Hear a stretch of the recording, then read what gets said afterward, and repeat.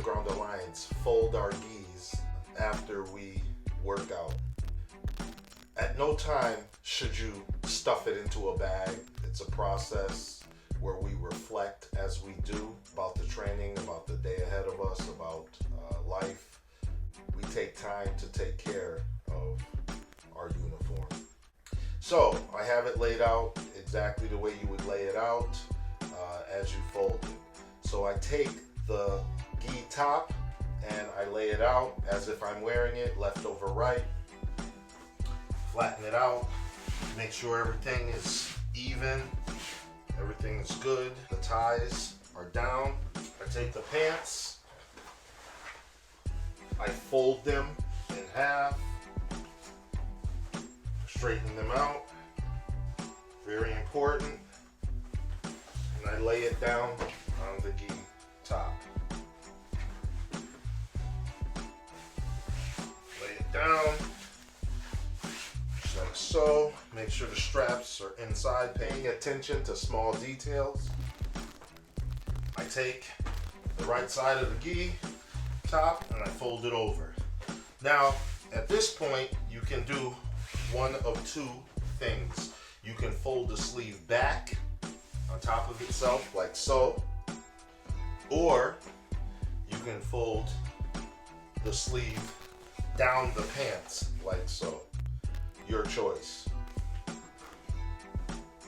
Fold the left side over just like so, same way,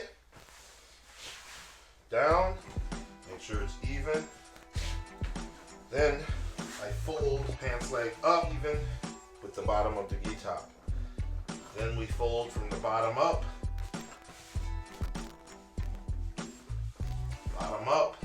now it's pretty much halfway. Then we take the top, fold it down, and there you go. The symbol on back of the gi top is exposed. Very, very, very important. Make sure it's neat. Take your obi, fold it in half, just like so, even. Lay it down, place the gi top on top. You can cover the symbol, or you can tie the belt off to the side. I do it off to the side a slight bit, so the symbol is always exposed. You bring it through, just like so.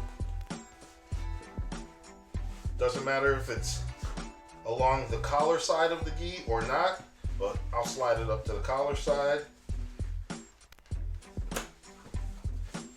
Then we tuck it through again and pull it through. And there you have it. Folding your gi for transport.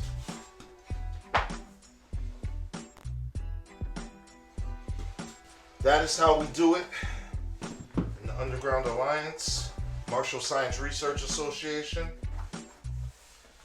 Nice, transportable gi, not stuffed in a bag.